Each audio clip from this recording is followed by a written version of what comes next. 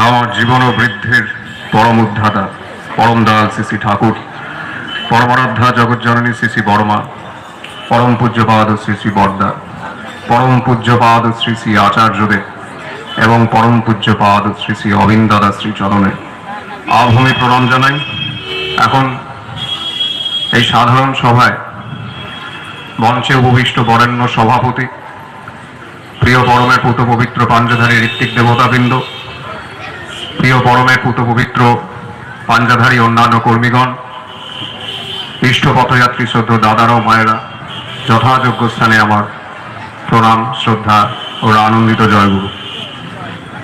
আমার গুরুজনেরা তারা সারাদিন ধরে ঘুরে বেড়াচ্ছেন, তো আমাকেও তাদের দলে নিয়েছেন। তো আমি সারাদিন ধরে তাদের সাথে ঘুরতে ঘুরতে আজকে পরিশেষে এই বাণীপুরে আসতে পারলাম। আপনাদের মতো ভক্ত মানুষের সঙ্গ করার একটা সৌভাগ্য আমার হলো, আর সেই কারণেই আমি অত্যন্ত ধন্য এবং কৃতকৃতার্থ বোধ করছি। আমরা জীবনে বিভিন্ন সময়ে বিভিন্ন ক্ষেত্রে বিভিন্ন উৎসবে যোগদান করেছি। আমরা উৎসবে কেন আসি? আমরা উৎসবে আসি উৎসমুখী চলন অভ্যাসগত করে নেওয়ার জন্য। এই যে আমরা এখানে আসলাম, সারাদিন কাটালাম, এর মধ্য দিয়ে আমাদের মধ্যে একটা ভাব সঞ্চারিত হলো, আর এই ভাবকে জীবনের প্রত্যেকটা মুহূর্তে ধরে রেখে, তাকে রিটেইন করে রেখে, আমি আমার চলনার মধ্যে তাকে প্রতিষ্ঠা করে ভাবসিদ্ধ হয়ে উঠব। আর এইভাবে চলতে চলতে আমি অনুভব করব যে প্রিয় পরমের দয়া, এই যে আমার জীবন, এই জীবনের একমাত্র উদ্দেশ্য সেই প্রিয় পরম যিনি এবং তারই জীবন্ত বেদিমূল যিনি পরম পূজ্যপাদ শ্রী শ্রী আচার্যদেব, তাকে প্রীত করে চলা, তারই প্রীতি পরিচর্যায় নিজের জীবনটাকে বেঁধে রাখা। পরম দয়াল শ্রী শ্রী ঠাকুর শেখালেন যে প্রীতিকে পরিচর্যা করতে হয়, নাহলে প্রীতি তৈরি হয় না। পরম পূজ্যপাদ শ্রী শ্রী আচার্যদেব তিনি দয়া করে একদিন বলছেন, এই জীবনে চলতে গেলে কি লাগে? আমি বোধ নেই, হাত জোর করে বলছি আগে। তিনি বলছেন মানুষ লাগে। তারপরে বলছেন মানুষ আমার কাছে কেন আসবে? তারও কোনো উত্তর নেই।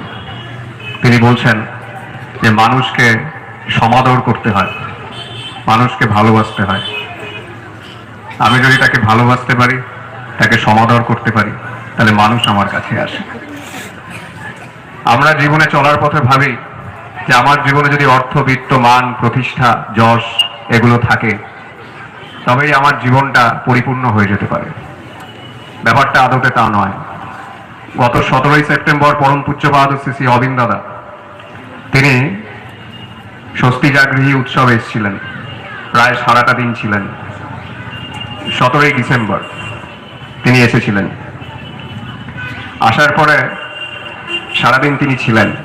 সেরকম সময় এক দাদা গিয়ে তাকে নিবেদন করছেন, আগে আমার জীবনে এই অর্থবিত্ত এগুলোর বড্ড অভাব, আর আমার মনে হয় যে সেই কারণেই এত সমস্যা আমার জীবনকে ঘিরে ধরছে।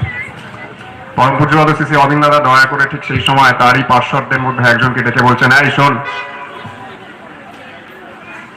তুই বছরে কত টাকার প্যাকেজ যেন তোর আছে, তুই যেন কত টাকার চাকরি করিস, তোর বছরে আয় কত? বলছে আগে 85 লাখ টাকা। বছরে আয় হচ্ছে 85 লাখ টাকা, অর্থাৎ মাসে সে 7 লাখ টাকারও বেশি টাকা কামায় পার মান্থ। সেই দাদাটিকে পরম পূজ্যপাদ শ্রী শ্রী অবিন্দাদা জিজ্ঞেস করছেন, এই তোর কি মন খারাপ হয়? বলছে হয়। তোর জীবনে সমস্যা আছে? বলছে আছে। পরম পূজ্যপাদ শ্রী শ্রী অবিন্দাদা বলছেন যে আপনি ভাবছেন যে আপনার টাকা নাই তাই আপনার জীবনে এত সমস্যা, ওর তো টাকা আছে তাতেও সমস্যা আছে। অর্থাৎ টাকা আমার জীবনের সমস্ত সমস্যার পরিপূরণ করতে পারে না। তাহলে এর থেকে উত্তরণের পথ কোথায়? ঠাকুর বলছেন অভাব কথাটা যদি আমি ভেঙে দেখি, তাহলে দেখব অভাব কথাটা এসছে অভাব, মানে ভাব কথাটা এসছে ভূ ধাতু থেকে, যার অর্থ হচ্ছে হওয়া। আর অভাব মানে আমি হইনি তাই আমার মধ্যে এই প্রাপ্তিগুলো অপ্রাপ্তিগুলো রয়ে গেছে। তাই সবকিছুর মূলে হচ্ছে হয়ে ওঠা। আমার জীবনটা যখন তারই প্রীতি পরিচর্যায় নিয়োজিত হয়, তাকেই প্রীত করে চলার জন্য যখন জীবনটা চলতে থাকে, তখন অর্থ, মান, যশ এগুলো আমার জীবনে শত হয়ে ওঠে। আমাকে তার পেছনে ছুটতে হয় না। এই যে আমি আপনাদের সামনে দাঁড়িয়ে আছি, আমি অত্যন্ত ভাঙাচোরা একটি মানুষ, উদ্ভ্রান্ত চলনে চলা মানুষ।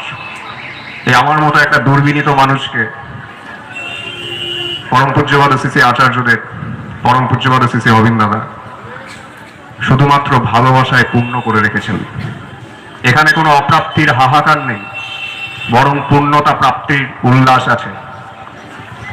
জীবনকে কিভাবে ভালোবাসতে হয়, জীবনকে কিভাবে উপভোগ করতে হয়, জীবনে কিভাবে দৃষ্টি শুদ্ধতাকে নিজের জীবনে করায়ত্ত করে নিতে হয়, পরম পূজ্যপাদ শ্রী অরবিন্দ দাদা তিনি দয়া করে শেখাচ্ছেন। এই যে আমার গুরুজনেরা এখন যাচ্ছেন, পরম পূজ্যপাদ শ্রী আচার্যদের দয়া করে পরম পূজ্যপাদ শ্রী অরবিন্দ দাদার প্রত্যক্ষ তত্ত্বাবধানে যে কর্মকাণ্ডের সৃষ্টি হয়েছে, সেখানে আমার গুরুজনেরা, আমি একটি ছোট্ট জায়গায় থাকি, ভৌগোলিক অবস্থানের দিক থেকে তার পেরিফেরি খুব একটা বড় নয়, সেখানে আমার গুরুজনেরা প্রত্যেকের বাড়ি বাড়ি যাচ্ছেন, তারা আমাকে দয়া করে সাথে নিয়ে যাচ্ছেন। গিয়ে দেখা গেল যে বহু বাড়িতে দেখা গেছে যে বাবা মায়ের দীক্ষা হয়েছে, বাড়ির সন্তানের দীক্ষা হয়নি।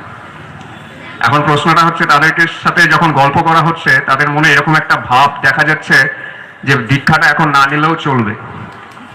কারণ এখনো তো সময় আসেনি। অর্থাৎ আমাদের একটা বদ্ধমূল ধারণা আছে যে আমার 3 কাল গিয়ে 1 কালে ঠেকবে, ঠিক তখন আমি দীক্ষা নেব।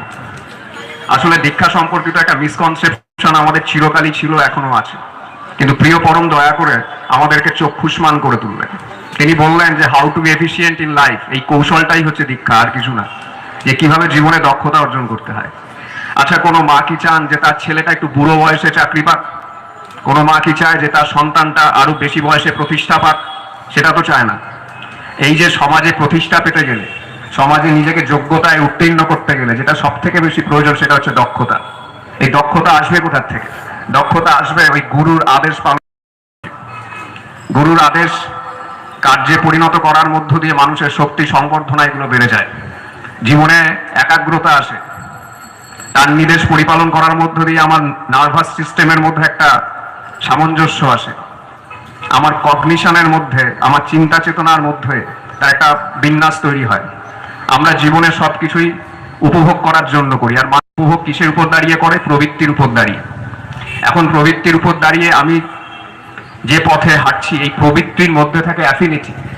এই অ্যাফিনিটি আমাকে যেদিকে প্রভাবিত করে, আমি সেই দিকে এগিয়ে যেতে থাকি। তখন এই যেই পথে আমি এগোচ্ছি, সেই পথটা যদি সত্তা সংবর্ধনার পরিপন্থী হয়, তখন কি হয়? আমার জীবনের এই অন্তস্থ বিন্যাস, এই ইনার অ্যাডজাস্টমেন্টগুলো নষ্ট হয়ে যেতে থাকে। যে আমাদের কগনিটিভ বায়াসগুলো রয়েছে, 25টা কগনিটিভ বায়াস আছে, যার উপর দাঁড়িয়ে আমরা জীবনের সিদ্ধান্ত নিই। আমাদের নির্বাচনী বুদ্ধি কাজ করে যে একটা ডাইভারজেন্সের সামনে দাঁড়িয়ে আমি সিদ্ধান্ত নিই আমি এই দিকে যাব না এই দিকে যাব। সেই কগনিটিভ বায়াসের অ্যাডজাস্টমেন্টগুলো ক্রমশ বিনষ্ট হতে থাকে। তখন জীবনে মনে হয় আমার জীবনে কি হলো? তখন জীবনের শান্তি নেমে আসে। শান্তি নয়, আমরা পরিশ্রান্ত বোধ করি, আমরা বিপন্নতার সম্মুখীন হই, আমরা বিপর্যস্ত বোধ করি। আর তখনই পরম পুরুষ আমাদেরকে কারণমুখী করেন যে এই চলায় অভ্যস্ত হয়ে ওঠার মধ্য দিয়ে আমার ভাবা বলা করায় সঙ্গতি আসে, আমার একটা ইনার অ্যাডজাস্টমেন্ট তৈরি হয়, আমার মোটর নার্ভ এন্ড সেন্সরি নার্ভের একটা কোঅর্ডিনেশন তৈরি হয়, আমি তড়িৎ গতি সম্পন্ন হই, আমার মধ্যে একাগ্রতা, নিষ্ঠা এগুলো বাড়তে থাকে। এটার মধ্যে কোনো অলৌকিকতা নেই, কোনো বুজরুকি নেই, কোনো বুজরুকি নেই। প্রিয় পরমের দরবারে কোনো কালেই কোনো বুজরুকি ছিল না। আমরা অনেক সময় অনেক মন গড়া কথা বলি, পরম পূজ্যপাদ শ্রী আচার্যদেব এগুলোকে প্রশ্রয় দিচ্ছেন না। তিনি দয়া করে সেদিন আমাকে বললেন, এই শোন, এমন কথা বলতে হয় যেন আমার যুক্তিকে কেউ খণ্ডন করতে না পারে, এইভাবে কথা বলতে হয়। পরম পিতার দরবারে কোনোদিনই কোনো অলৌকিক বুজরুকি কিচ্ছু ছিল না, আজও নয়। নিজেদের ভাবতে শিখতে হবে। তিনি আমাদেরকে ভাবতে শেখাচ্ছেন, আমাদেরকে চক্ষুষ্মান করে তুলছেন, আমাদের চিন্তার দিগদর্শিতা খুলে যাচ্ছে। আপনারা সবাই ভালো থাকেন। প্রিয় পরমের যা নির্দেশ, আচার্যের যা নির্দেশ, তা পরিপালন করার মধ্য দিয়ে আপনাদের জীবন শান্তি, স্বস্তি, সংবর্ধনার অধিকারী হয়ে উঠুক, এই আমার একান্ত প্রার্থনা। বিহিত অনুশীলনার মধ্য দিয়ে আমাদের প্রতি প্রত্যেকের জীবন আচার্যের প্রীতির কারণ হোক, জয় গুরু, বন্দে পুরুষোত্তম।